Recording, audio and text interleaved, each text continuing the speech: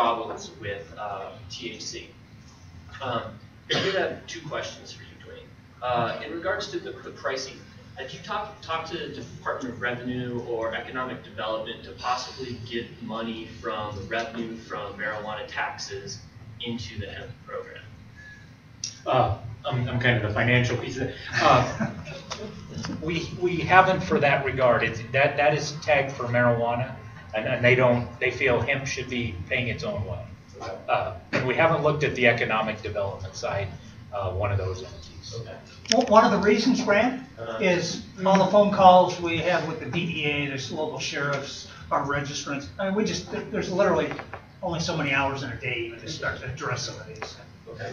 And then in regards to, there's a section that I saw it when I was reading this morning, but I didn't look again, where at the end of our harvest, we're required to give you all of our records.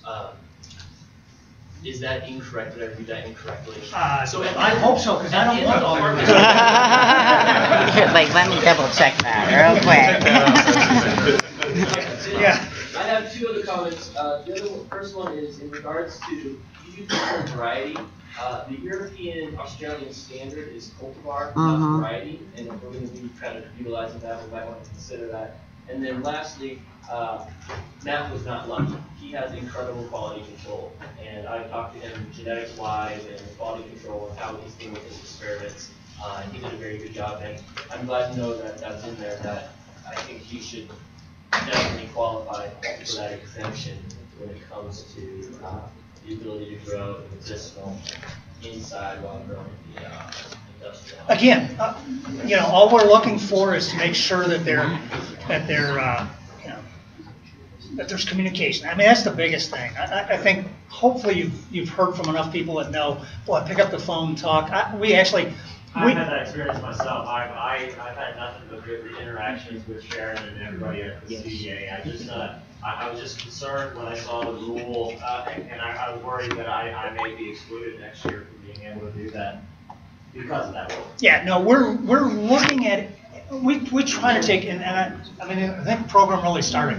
Every situation we face, we understand is different. So if you can demonstrate, boy, I got a buffer, this is what I'm doing, I got a filtration, whatever it might be, those are the discussions we just want to have so that we can refine it later down the road. If it's not a mile, or we've got 5 registrants that are doing this, that's how we change the rule. That we really want to work with our registrants to find out how we've got a landscape that protects you, as I've said before, when the sheriff calls me at 5 o'clock and says, hey, I'm standing outside of one of your registrants, I think, he says he is. Is he growing hemp or is he growing marijuana? Yeah. I have a few questions. My name is Veronica with Grow Hemp Colorado and Colorado Hemp Coffee. I'm going to give you the mic. Okay, thank you. My name is Veronica with GrowHempColorado.com and Colorado Hemp Coffee. We are doing currently a live stream right now of the CDA meeting, and there is a few questions that have come through that I want to try to represent or ask, at least inquire about. One is the waiver for 0.3 and above. Was wondering if you could touch a little bit about that. And then my other thing was a question. Let me grab that okay, go ahead. Yeah. Before I forget. Yeah. 1, 2, Yep. Sorry. So the waiver is about 0.03. Again, that's what basically the legislature gave us authority to get to 0.3 and anything above that. If you want to stay in the program, this is really what the waiver is. If you want to stay in the program, you can apply for a waiver, and a part of that waiver request is you've decided that you want to stay in the program and that you're voluntarily going to destroy the crop. We're not telling somebody they have to destroy the crop unless they want to stay in the program. I mean, that's really what it amounts to. It's once you violate the 0.03, you fall under somebody else's jurisdiction. There we go. Yeah. Once you're over, thank you, Bob. Once you're over 0.3, you really are in someone else's jurisdiction. We'd like you to come back into our program.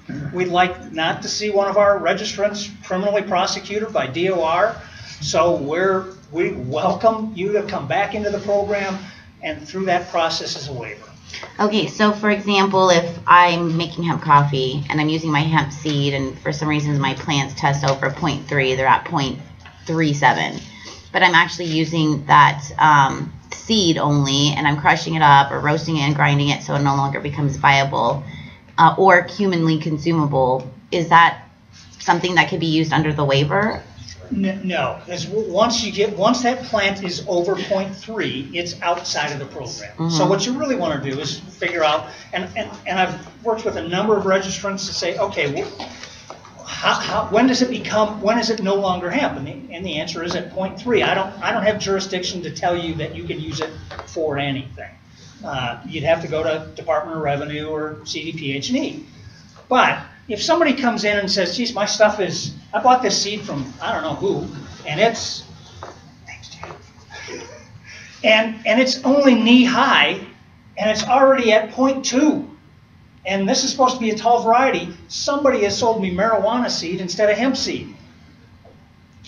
Deep breath. You're still okay. You're under 0.3. Let's talk about how you get rid of it. You don't even need a waiver at this point. All you need to do is let us know you're going to be harvesting earlier than you anticipated.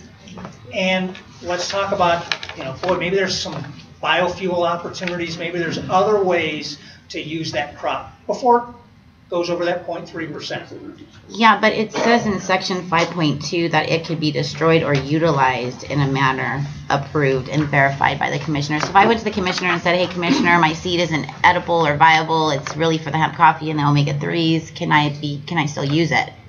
Is that okay? No, because then you're entering it into the stream of commerce. So it really doesn't, what something like that would give you would be an unlawful, from our standpoint, it's above 0.3. We don't have the jurisdiction. So it would be an unlawful use of a product that is above what our jurisdiction is.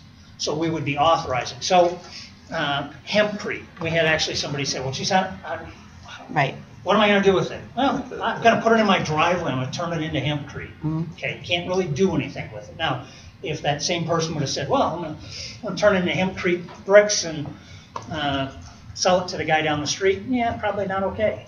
Because it's that stream of commerce part that becomes the part where it's no longer our jurisdiction. It's, we're authorizing something that's outside of our jurisdiction. So if I said I'm just going to make the hemp coffee with the hemp seed that exceeded 0.37 for my own personal use, it's okay. But once I want to sell it to someone, it's not okay. Okay.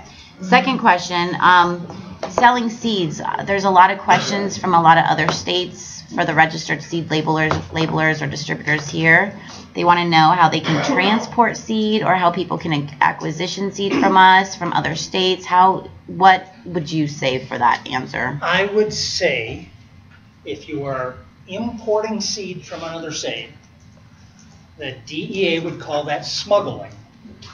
And cannabis, even as hemp, is a Schedule I drug.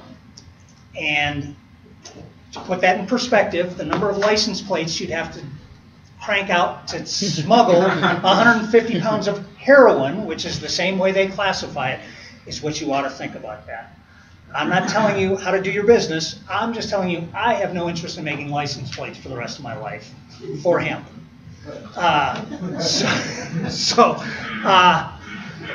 It's a federal law. It is not something inside of our jurisdiction. I've had people say, boy, I got this stuff. And Alfonso, he asked if we could write a letter. And I wrote a letter to try to help Alfonso to get his seed to come into the state. But that's really as far as we can go. We don't have jurisdiction I don't have a bigger stick than the DEA. My stick is much smaller. I can make lots of requests. But once it's impounded, once it's somebody else's, I have no jurisdiction to get it. Okay, so let me ask this question. Has the DEA given any position or any statement of position regarding how we can, as Colorado hemp farmers, sell our seed to people like in Kentucky? There seems to be an impression or understanding that there's 3 ways to do it. 1, they can come get it from us here directly. 2, we can go to them and bring it to them. Or 3, there can be a third-party private carrier service, not USPS or FedEx, to deliver it. Would that be a DEA position on it at this point? That would be a DEA position, and again, I would go back to the Cole memorandum. You're transporting material across state lines in violation of federal law. So once you get to the border and you step into Wyoming, Nebraska, Kansas, Oklahoma, Texas, New Mexico, I'd go around the rest of the state, but I'm sure I'll leave somebody out in the four corners. You're really in federal jurisdiction and not ours. So, may I say something that I hope will clarify this? Some of the confusion arises from the fact that Senator Schwartz's bill in the Colorado legislature, and if I'm wrong about this, I hope the attorneys in the room will correct me, had a little bit more liberal approach in state law to what would have to happen to your crop if it were over 0.3%, but under, I guess it was 1%. But that only protects you from being prosecuted in state law. It does not help you one iota with respect to federal law, which I was reminded again yesterday in a 3-hour meeting with DEA inspectors, that the federal law still has all of these substances as Schedule I drugs, and that they will enforce the federal law no matter what the state law says. So that's why there's some confusion, and you just can't depend on the state law to protect you from a federal offense. Can I finish really quick? Let me just further clarify.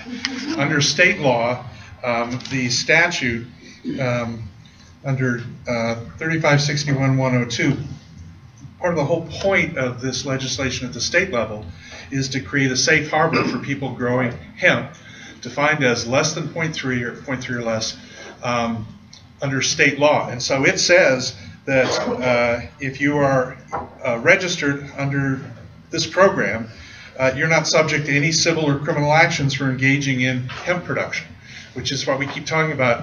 We want to create that safe harbor, but that is 0.3. Now, within that legislation,